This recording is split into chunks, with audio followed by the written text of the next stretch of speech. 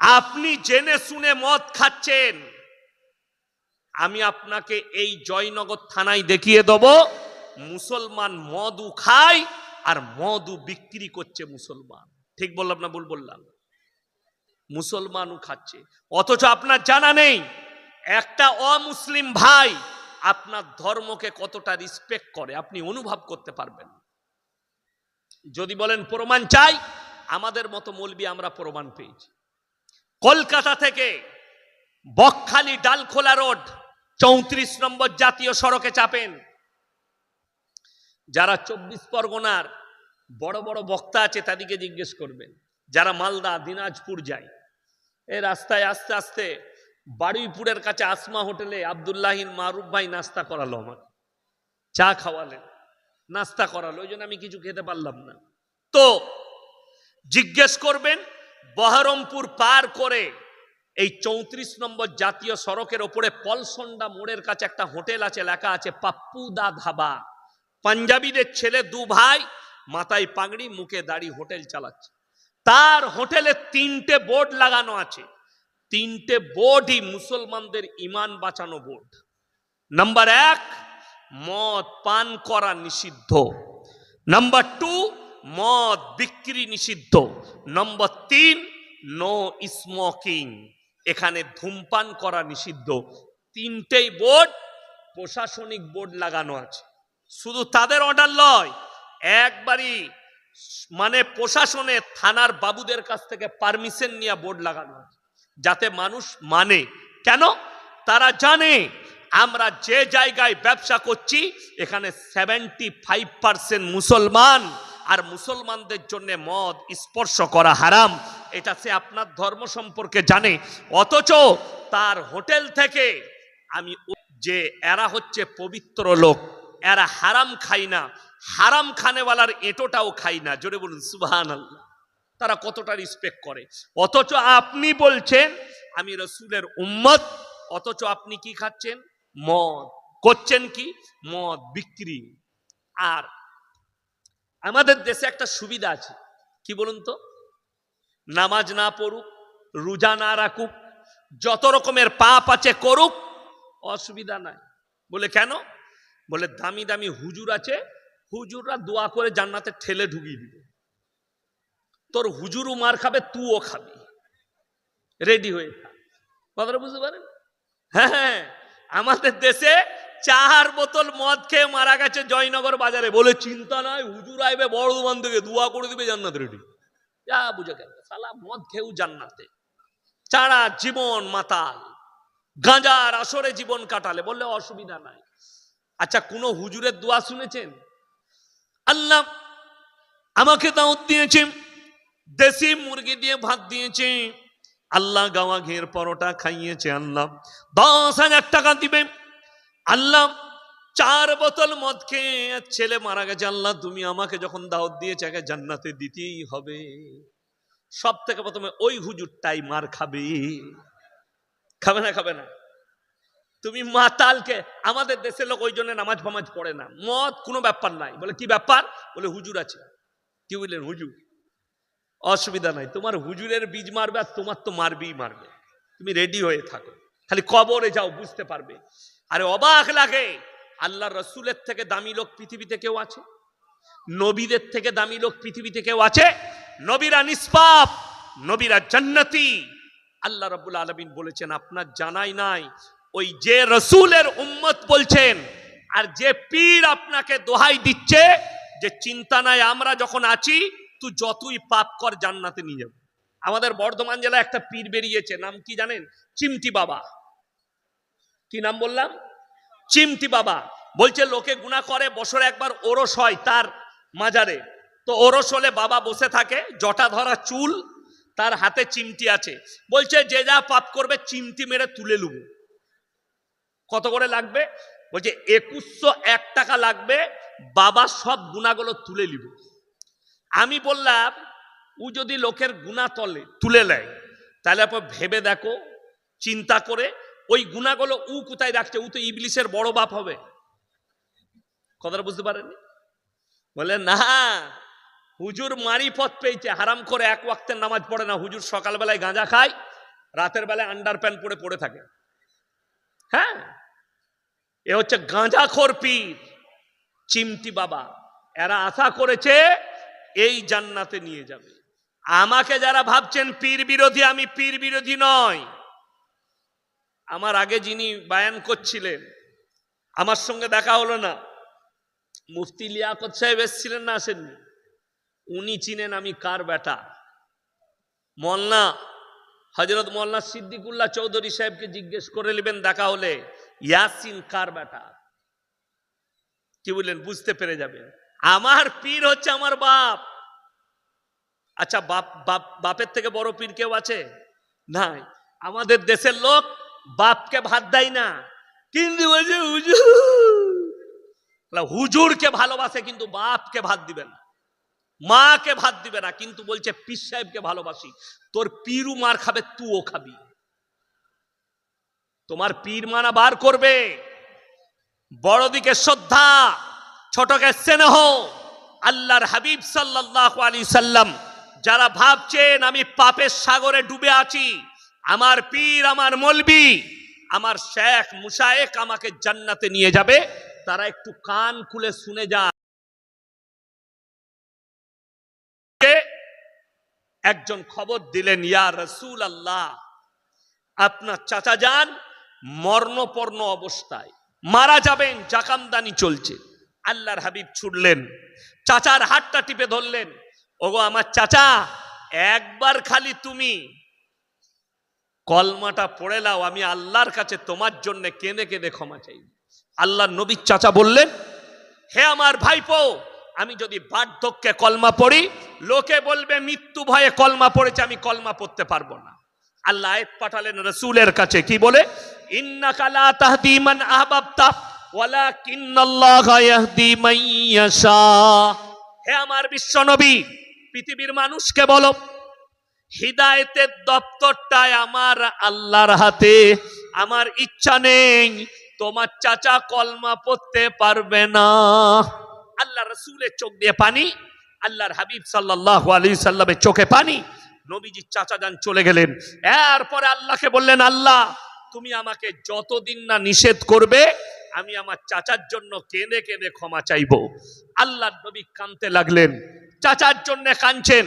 আল্লাহ আমার চাচাকে ক্ষমা করে দাও, আল্লাহ আমার চাচার মাগফিরাত করে দাও। আল্লাহ রাব্বুল আলামিন কোরআন পাঠালেন, জিবরিল আমিনের মাধ্যমে নসিহত করলেন। নবীজিকে একা নয়, দুজনকে নসিহত করলেন, নবী এবং মুমিনকে। মা কানা লিন নাবিয়্যি ওয়াল্লাযীনা আমানু আইয়াস্তাগফিরু লিল মুশরিকিন ওয়ালাউ কানু উলি কুরবা। হে নবী এবং মুমিনরা শোনো, তোমরা মুশরিক হয়ে যারা মারা গেছে, বেঈমান কাফের বদ্দিন হয়ে যারা মারা গেছে, তাদের জন্য দোয়া করতে পাবে না, যদিও তারা তোমার নিকটতম আত্মীয় হয়। আল্লাহ রসুলের হাত নেমে গেল, চাচার জন্য দোয়া করা আল্লাহ নিষেধ করে দিলেন।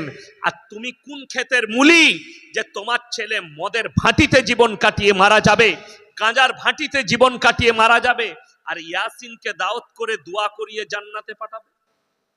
তোমার বিবেককে জিজ্ঞেস করো। আমি দোয়া করতে মানা করতে আসিনি, হুজুরকে দাওয়াত দিতে মানা করতে আসিনি। ইয়াসিন হুজুরকে যত দাওয়াত দিবেন দেন, কিন্তু মাথায় রাখবেন আমার মতো 100টা হুজুর ধরা পড়বে কিয়ামতের দিনে। সমাজকে ধোঁকা দিয়েছো, প্রতারণা করেছো। আমাদের সমাজের লোক তো ওইরকমই, নামাজ ফামাজ কিচ্ছু পড়া লাগবে না, বরকত বলে বরকতের চিন্তা নাই। নামাজ পড়ে হুজুর বলছে বরকত, এ হুজুর জানে না। কেন? বলে এমন এমন হুজুর আছে তাবিজে ছেলে হয়, এমন এমন হুজুর আছে তার তাবিজে বেটা ছেলে হয়। খোঁজ নিয়ে দেখুন, সে হারাম করে একটাও বেটা নাই। তাবিজে বেটা ছেলে হলে আমি ইয়াসিন, আমার কি করে দুটো বিটি হলো? কথাটা বুঝতে পারেননি? আল্লাহ দিলে আবার আল্লাহ যেটা দিবে সেটাই হবে, ঠিক কি না? কথা বলেন। বড় কষ্ট লাগে। আর এমন এমন মাল বেরুইছে 24 পরগনায়, মুর্শিদাবাদে, বর্ধমানে, কলকাতায়, মোবাইলে ফেসবুকে অ্যাড দিচ্ছে। ফেসবুকে কি অ্যাড দিচ্ছে? অমুক বাবা ছেলে না হলে একটাই তাবিজে ছেলে হয়। আমাদের তাবিজে ছেলে হলে, আমাদের তাবিজে বেটা হলে পঞ্চায়েতগুলো কাদের দখলে হতো? হুজুরদের। 4টা বিয়ে করা ইসলামে জায়েজ আছে না নাই? কথা বলে না? জায়েজ আছে। 4টা বউ আমরা মৌলবীরা রাখতাম, বছরে 4টা করে বেটা, 4 10 কত? লাঠির জোর কার? হুজুরের। পঞ্চায়েত আমার। কথাটা বুঝতে পারেননি? কে কাকে বুঝাবে? ওইটাই বুঝে না যে হুজুরের পিঠে কি করে হলো, তাইলে তো ইয়াসিন হুজুরের বেটাই হতো। দুঃখের বিষয়, বেদনার বিষয়। আপনি ভরসা করছেন, যে বলছে আমার তাবিজে বেটা ছেলে হবে, তার কানটা ধরে কোরআন খুলেন, সূরা আল ইমরান প্রথম পৃষ্ঠা, হুয়াল্লাযী ইউসাউইরুকুম ফিল আরহামি কাইফা ইয়াশা লা ইলাহা ইল্লা হুয়াল আজিজুল হাকীম। হে আমার নবী, তাকে বলে দাও, পৃথিবীর মানুষকে বলে দাও, মায়ের গর্ভে সন্তান দান করি আমি আল্লাহ, আমার ইচ্ছা মতো, আমি কারো পরামর্শে কাজ করি না। জোরে বলুন সুবহানাল্লাহ।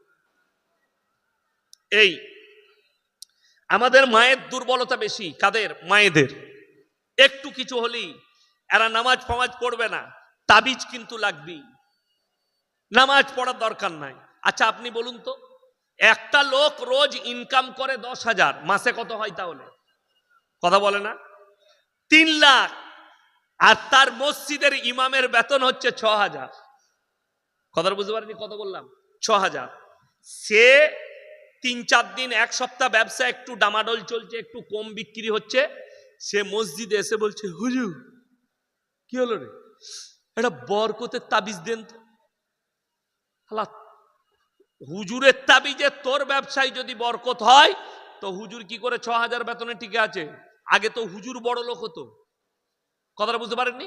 তাবিজ আমাদের কাছে, তো বরকতের তাবিজ যদি তোকে দিয়ে বরকত, তোর 50,000 টাকা ইনকাম, আর আমাকে আমার মাদ্রাসায়, আমার আব্বার মাদ্রাসায় আমার 11,000 টাকা বেতন, এরপর আমাকে এসে যদি বলে হুজুর একটা বরকতের তাবিজ দেন, এরকম পৃথিবীতে বুকা লোক দেখেছেন? লোককে বড় লোক করে নিজে গরিব থাকবে?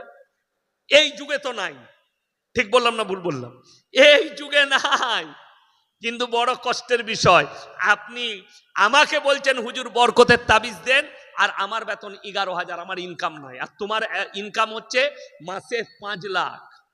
দুঃখটা রাখার জায়গা নাই। বরকত তুমি পাবে। রাসূল সাল্লাল্লাহু আলাইহি সাল্লামের হাদিস, যারা 5 ওয়াক্তের নামাজি হবে, আল্লাহ মৃত্যুকাল পর্যন্ত তাদের রুজিতে কোনোদিন কমি দিবেন না। জোরে বলুন সুবহানাল্লাহ। আল্লাহ রাসূলের হাদিস, যারা আল্লাহর রাস্তায় দিনের পথে থাকবে, আল্লাহ মৃত্যুকাল পর্যন্ত ইজ্জতের রুজি দান করবেন। জোরে বলুন সুবহানাল্লাহ। বড় লোক হওয়াটা কোনো ব্যাপার নয়, ইজ্জতের রুজি, হালাল রুজিটাই মেটার করে ইসলামে, বড় জিনিস নয়। অনেকজন 5 স্টার হোটেলে খায়, খায় না? খায় না? খায়। আমরা মৌলবীরা মসজিদে খাই। গ্রামের সব থেকে বড় লোকের থেকেও দামি খাবারটা হুজুরের। ঠিক বললাম না ভুল বললাম? হ্যাঁ, সকালবেলায় ফজরের পরে ডিম সিদ্ধ। কি বলেন?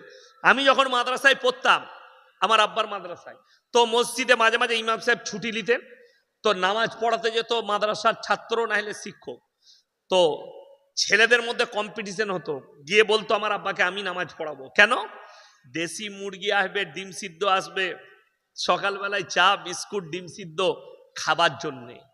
ইমামের খাবার, দস্তরখান দামি, টাকা নাই পয়সা নাই। আল্লাহর কসম করে বলছি, টাকা সম্পদ নয়, রুজির মালিক সকলে বলুন কে? আল্লাহ। এটা যদি বিশ্বাস না হয়, সকালবেলায় উঠে আপনি তপসিয়ায় চলে যান, কলকাতায় ভিক্টোরিয়ার রাস্তায় চলে যান, 100টা বড় লোক খালি আন্ডার প্যান্ট পরে ছুটছে। কি হলো বে? ছয়শু গয়কার র। ডাক্তার বলেছে 4.5 কিলোমিটার হাঁটবি। অনেকজন আবার সাথে বউকে নিয়েছে, হাঁট হাঁট। বলে কেন গো? বলে তোরও লেগে যাবে, এখন থেকে শরীরটা কুমা। বড় কষ্ট লাগে। অনেকজন দোকানে গিয়ে বলছে, দাদা একটা সুগার ফ্রি চা দেন তো। তাকে জিজ্ঞেস করুন, আচ্ছা বিনা চিনির চাটা কেমন লাগে? সে বলবে দারুণ লাগে। আর আমি বলছি ছাগলে মুখ দিবে না। বিনা চিনি চা কখনো ভালো লাগে? চায়ে মিষ্টি হতে হয় তবে ভালো লাগে। কেন ভালো লাগছে? সুগার হয়েছে বলে। এত বড় রিপোর্ট করেছে, ব্যাঙ্গালোর গেছে ডাক্তার দেখাতে, এরপরে সকালবেলায় রিপোর্ট নিয়ে ডাক্তারের চেম্বারে হাজির। ডাক্তার বললে ওরে বাপরে, খালি পেটে 350, ভরা পেটে 550, খুব বাড়া। স্যার কি কি খাবো? বলে দাঁড়া আমি লিস্টটা দিই। বলে খাবারের 4টা নিয়ে আয়। সকালবেলায় 1 মুঠো সাদা চিড়ে ভাজা আর বিনা চিনির লাল চা। ডাক্তারকে বলছে স্যার একটা দেশি মুরগির ডিম সিদ্ধ খাবো? বলে ছুতে পাবি না। পোলট্রি মুরগি? বলে ধারে পাশে যাবি না। তারপরে কি খাবো? বলে বেলা 9টার সময়, 9:30টার সময় তুমি খাবে একটা পুরা রুটি আর করলা ভাজি। বলে ওইটাই? বলে হ্যাঁ। বলে বেলা 12টায় 1 কাপ মাপা চালের ভাত মেপে নিবি, 1 কাপ যেটা হবে ওই 1 কাপ চালের ভাত দিবি, ভাত। আর কি? বলে স্যার গরুর মাংস? বলে ছুঁয়ে দেখবি না। মুরগি? বললে ধারে পাশে যাবি না। খাসি? বলে স্বপনে ভাববি না। কি খাবো স্যার? বলে খালি করলা সিদ্ধ আর ভেন্ডি সিদ্ধ খাগা। এটা কিন্তু আমি কোটিপতির বলছি। আমি আজ থেকে 7-8 বছর আগে, তখন এত সোশ্যাল মিডিয়া ছিল না, আমি বজবজের কাছে এক জায়গায় জলসায় গেলাম, চটা বজবজের কাছে। তো রাত 11টায় জলসা শেষ করলাম। তো আমাকে একজন হাজি সাহেব বললে হুজুর আমার বাড়িতে খাওয়া দাওয়ার ব্যবস্থা, চলো। বাড়ি দেখে আমার মাথা খারাপ। 30 থেকে 35 কোটির বাড়ি, 50 জন ডাইনিং টেবিলে বসে খাবে। আমি গিয়ে বসলাম, কর্মচারীরা তখন খাবার লাগিয়ে রেডি, দুয়ার সময় দস্তরখান লাগিয়ে দিয়েছে টেবিলে। কি কি আছে? ভেটকি মাছের পাতুরি, ভাপা ইলিশ আর টেংড়ি কাবাব, চিকেন তন্দুরি, পরোটা, কিমা আর খাসি আর পোলাও। হাজি সাহেব আমার পাশেই বসেছে। আমি হাজি সাহেবকে বললাম হাজি সাহেব একটা ভাপা ইলিশ দিই। বলে না না আমার চলবে না, ভালো জিনিস, একটা পাতুরি চলবে। এমন একটু চিকেন তন্দুরি। হুজুর আমার কিচ্ছু চলবে না, আমার আলাদা আসছে। আমরা আল্লাহ, তাইলে মনে হয় স্পেশাল কিছু আসছে, পাশে যখন আছে একটু লুবো। এটা আমার নিয়ত হলো আর কি, মনে মনে একটু তো পাবই। তারপরে দেখছি হাজি সাহেবের কর্মচারী আনছে, প্লেটটার দাম 2100 টাকা, চাইনার ব্র্যান্ডেড কাঁচের প্লেট। বাটির দাম 1250। প্লেটে আছে 2টো পুরা রুটি আর বাটিতে করেলা ভাজি। আমি বললাম হাজি সাহেবকে, হাজি সাহেব দস্তরখান আপনার, টাকায় আপনার, ডাইনিং টেবিল আপনার, আল্লাহ রুজি মেপেছেন মৌলবীর, কর্মচারীর, আপনার ম্যানেজারের, আপনার কর্মচারীর, রুজির মালিক আল্লাহ।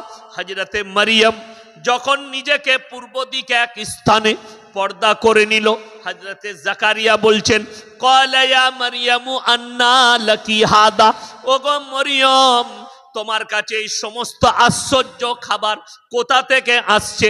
মরিয়ম উত্তর দিলেন ক্বালা ইয়া মারইয়ামু আন্না লাকি হাদা, মরিয়ম তুমি কোথা থেকে পাচ্ছ? মরিয়ম উত্তর দিচ্ছেন, হে শুনে নাও, ইন্নাল্লাহা ইয়ারযুকু মান ইয়াশাউ বিগাইরি হিসাব, আল্লাহ যাকে ভালোবাসেন, আল্লাহ যাকে পছন্দ করেন, বেসুমার রিজক দান করেন।